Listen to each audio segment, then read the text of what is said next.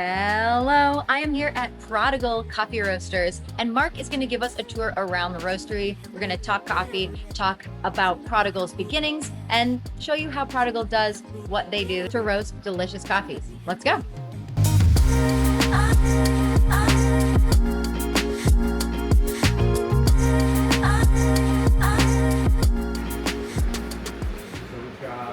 is a 15 kilo IMF. Nice. Yeah, it's pretty compact. Yeah. So we roast fast, so we're 6 batches an hour. Okay. Oh, wow. At full capacity, so you're 90 kg an hour, which is pretty fast. Doing full 15 kg batches, you said? Yeah, it's crazy. And then, so everything gets thrown into the sorter, and then some stuff gets blended. That's the P3000, which we're in the middle of starting up. Sure. And then weigh and fill is normal, packing line. So cool. And then we keep all the green that we're going to roast that week out, so it comes up to room temp. We'll leave it roast, and then we store the bulk of the stuff in here.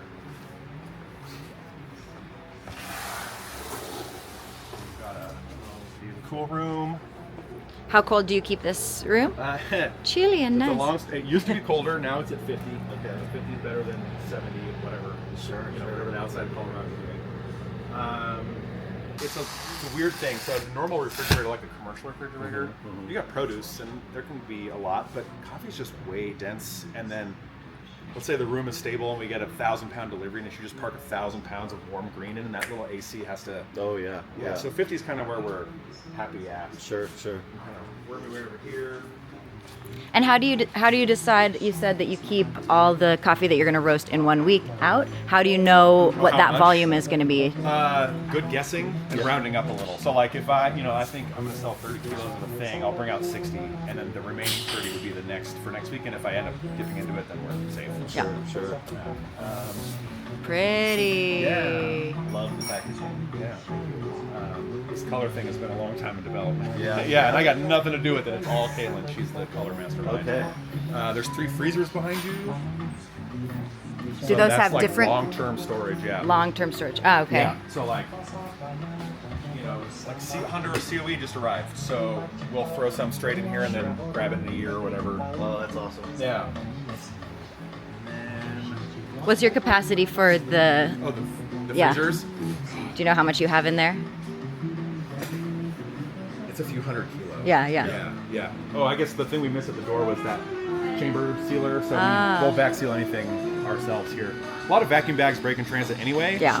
Sure. So, little sample roasting set up. 2 of the roasts. Yeah. So that's what's under consideration, and then it goes over to the. Not having to manually turn a gas valve every 30 seconds is like the biggest relief to my psychological status. Absolutely. Go ahead. Little selection here today. Maybe help me buy some stuff. Some that we already have, some that are for consideration. Awesome. And then in here we'll keep cold coffee. Just in case everybody's like, hey, I got this June 28th and it sucks. And I go, oh, dang, let me look at that. Right? Awesome. Or they go, hey, that's fantastic. And I'm like, oh, let me read it. Right? So then we keep that going back 6 weeks. And then it's luckily lightened now, but this was just COE nightmare this is Owen. Nice to meet you. Yeah. Cool. How often are you cupping? Oh, every day. Yeah. Kind of all day. Owen's a new addition to the team, so now we have more coffee capable people. I can throw him a sample from across the room and be like, go, and then we'll taste it. Nice. Yeah. So it's a little less, I'm less of the bottleneck now for QC and tasting stuff. And How then big of a team do you run in the space? This is it. Just this? Yep. Beautiful. Yeah, we've had some changes recently, so Kaylin came on full time. Okay. Thank you, Kaylin. And Mondays is the busy roast day. And we'll staff up for that day. So, I mean, it used to be, before we had the sorter, it was like, oh, hi, 5 people, stand here all day and go like this. So that we got rid of that, but we have a couple part-timers that will come on, and like it's a subscription day where however many more orders are split in. So we might have like 5 extra extra people max for shipping and packing and all that kind of stuff. Keep it lean and mean. But during the week, like if you email us, it's me or it's Kaylin. How much volume are you doing like per week? Are you roasting all 5 days? No, we have some white label accounts that take up some other time the rest of the week, but we get all of Prodigal's roasting done in one day. Oh, on Monday. Yeah, so like a normal busy day would be like 40, 50 batches. Going into Christmas last year, we hit 70 once in one day. That sounds like a rough day. Yeah, it's tough. Holy smokes. It also feels really good though too, because you can just crank on that thing. Like I was saying with the roast, you don't have to sit there, So we do a lot of QC stuff in between batches. The BBP is really fast, so you're just iterating like crazy, but you have to be in the zone. Yeah. Because if you miss that, you don't take a color reading or whatever, and then it starts to build up, and someone's like, "Hey, come taste this," and I gotta run away. So other than that, it's good, and you can lock in, you can really produce volume. But yeah, so normally like 40, 50 batches. At full the 15 Yeah. kg capacity. Always at full. Yeah. We do 7.5 sometimes, but just because we don't have as much frequency to do half batches, just the amount of data we have to pull from to roast smartly is just less.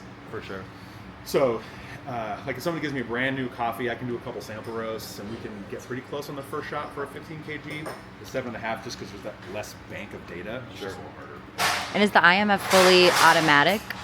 Or do you have to be pushing the buttons the whole time? It's automatic in that I told it what to do ahead of time. You can load recipes that work, and you can just sit there and it will trace, but you still have to end the roast. If for whatever reason something deviates, then I still have to come in and make a decision. Sure.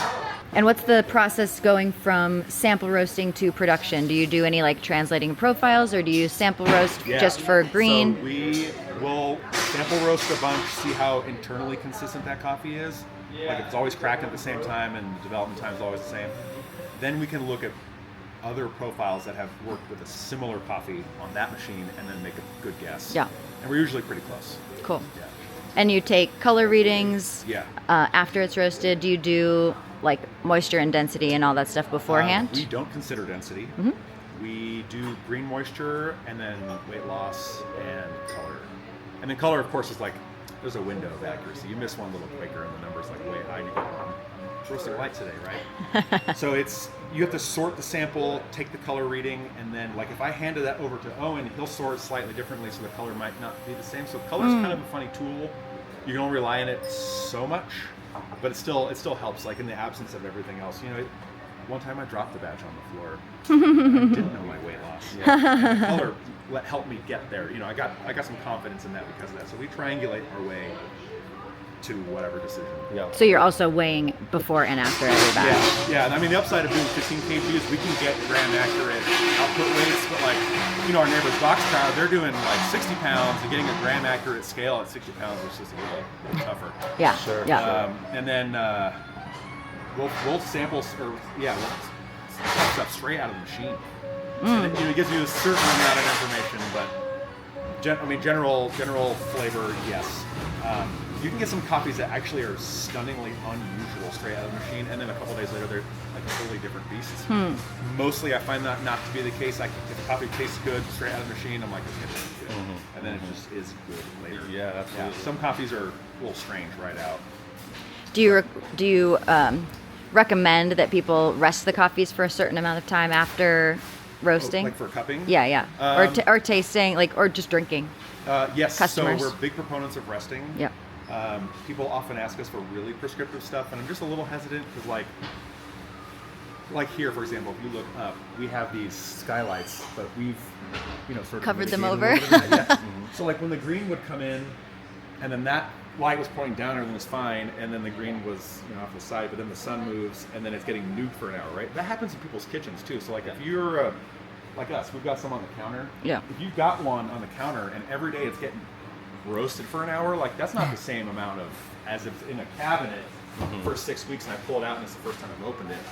Like if you got one of our kilos of something, you might drink that cup 50 times over a couple of months. So if you wait 2 months and then you open it every day for the next 2 months, like maybe that's getting kind of far. But if you're the master of your domain and you can keep the sunlight off them and keep them in a nice cool area, Scott's having really good luck with multiple weeks past what we even keep them here. Amazing. Yeah, but as far as cupping, often we're under the gun, and so I'll make a decision straight out of the roaster, which you don't like to do. And then we'll send coffees to Scott wherever he happens to be. So like we just sent some to Prague. So he'll taste them, but then he gets some days baked in during transit, and he'll taste them, and then he'll revisit them a couple times, and then update me on his notes all the time. And so almost inevitably, good coffees will just climb and score over time. So yeah, resting for sure. Yeah. Yeah, but we don't always have the luxury of time. So Sure, sometimes for you sure. got a Hail Mary and That's the reality. Yeah. Amazing. And so for production cuppings, do you Yeah. just do usually like 1 cup of each one, or It depends. Like say we're doing a Quaker sort. If I have some Ethiopia natural, whatever, and I'm like, it's a little dirty. Let's do like 10, 20, 30 and see what happens. And we'll cup there and look for discrepancies. Be like, okay, I can taste more fruit up here, or like more cleanliness over here, but like maybe we got more quiet, whatever. And we'll thread the needle and try to find the best sort that's not losing a ton of product, but also still gains you noticeable quality. So that would be multiple cups. If it's a purchase decision and we're like, hey, I gotta know now, we'll do multiple cups. But if it's just a spot check of a thing, Sure. like these coffees we've tasted 5 times, so 1 cup is enough. If there's then some aberrant cup, we'll go back and taste. Sure. and as far as the color sorter, what is the color sorter that you guys have? And Oh gosh, I Yeah. don't know the brand. Well, so it's a coffee machine sale. Uh-huh. A guy in Poland named Casper. So he got that over here to us like 2-ish years ago. And they all work a little differently. We had one that we got that never worked, and so we switched to this one. And you have to take photos of good and bad beans and then show it. Ah. There's some other machine I think Scott just saw that you can set color limits up and down and just say like how much sensitivity. Yeah. And you don't need to train on anything because it's looking at color, whereas this one's looking at photos and then colors. I don't know exactly the series of steps it takes, but it's supposed to be learning, but I haven't really seen a learning thing. I think we learn it. yeah, But the better we can set it up with sample photos in the beginning, the more discriminating we are with those, and then the more you have to time the photo. Like you have to load the beans and then pull this thing out and the beans fall and grab the photo at the right time. So the more dialed in all that is, the better it'll be at seeing. And then, we do multiple passes of certain coffees and slow it down or speed it up, given on the output. and you guys only do single origins, no blends, or do you have blends? We blend, yeah. We blend for the milk espresso. Boulder Blend is a blend. Boulder Blend is the most slept on coffee on earth. Okay. It's made of all I love headline menu items. And because it's sort of like a trade, it allows us to use, because we don't have a cafe, so we can't put any extra coffee anywhere. You can't so offload. ROEST helps with that, but also it's like, hey, I've got 5 batches of whatever I got half a batch left over, that would be great in Boulder Blend. So Boulder Blend's a little funny. It's always fresh, it's always menu items, but it doesn't taste exactly the same every week, but it is excellent no matter what. And it's mostly Colombia anyway, because let's face it. And is that all post roast blended? Yes. So it's just like Right. the leftovers, the house blend. Yeah, totally. But it's all top tier coffees that Yeah. would otherwise as SO would be sold for really high prices. But because it's helping us, and we need something that people can just drink that's like the people's coffee, Yeah. but still has character. Boulder Blend is, Yeah.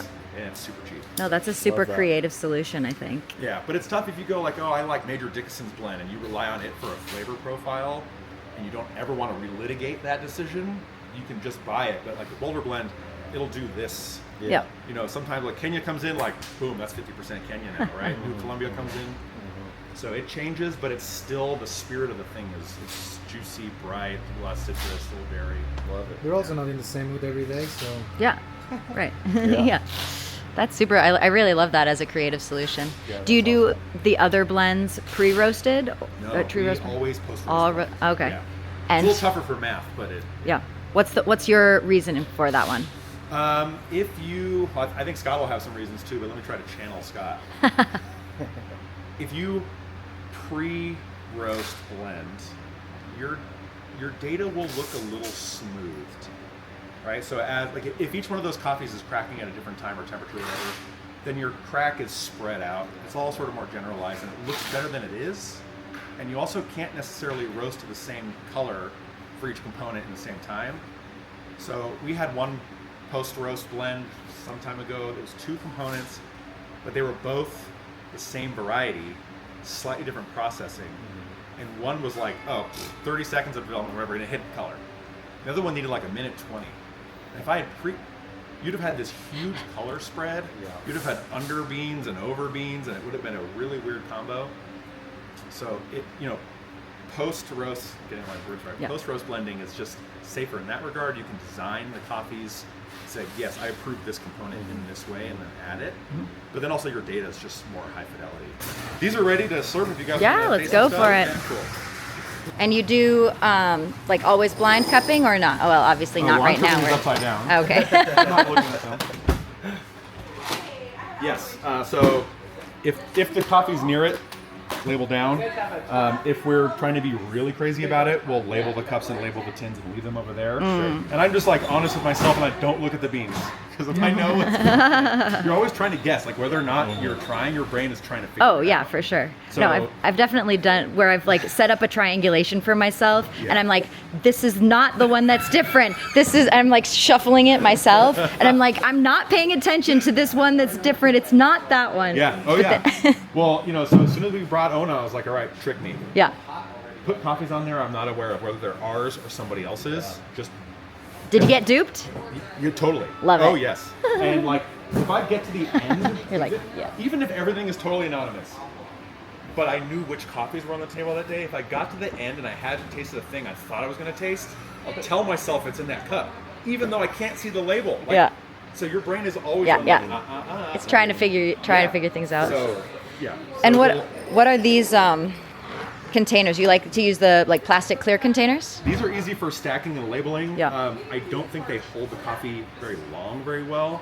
So I'm going to eventually figure out some other sort of container, but I still want that simplicity. Like Sure. I can stack these, the labels are all in the same spot. Like if you use round tins, it's just like a little less stacking friendly, but they blow away in the dishwasher, so that's a problem. But there's no one perfect container, but Sure. for the stuff that we hold long term, we'll keep it in our bags. That way, like in 6 weeks, I can't say, oh, it's stale because of the container. The bag is helping me make that decision, Yeah. and I feel confident selling coffee. That's Yeah. what I want to do. And better quality control and parity with your customers. Yeah, totally right. I'm getting the coffee in the way that they would. Yeah. It's all online. As soon as I All online? All online. Even wholesale people, they're ordering online. But yeah, it's mostly retail. We've grown the wholesale more, and because of Scott, we have a pretty good international presence. So we have some cafes abroad. I don't know our split international and domestic, but like we didn't. So people always ask us like, "Yeah, you opened a cafe in Boulder?" It's like, well, we came to Boulder to live in a nice place, not to step on anyone's toes. So like, I think we've actually done pretty good just making friends with all the roasters nearby. Like the Boxcar guys are here all the time, Silver Canyon guys are here all the time. So we're friends with all of them.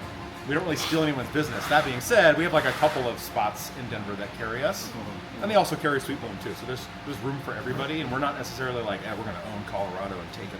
We're not doing that.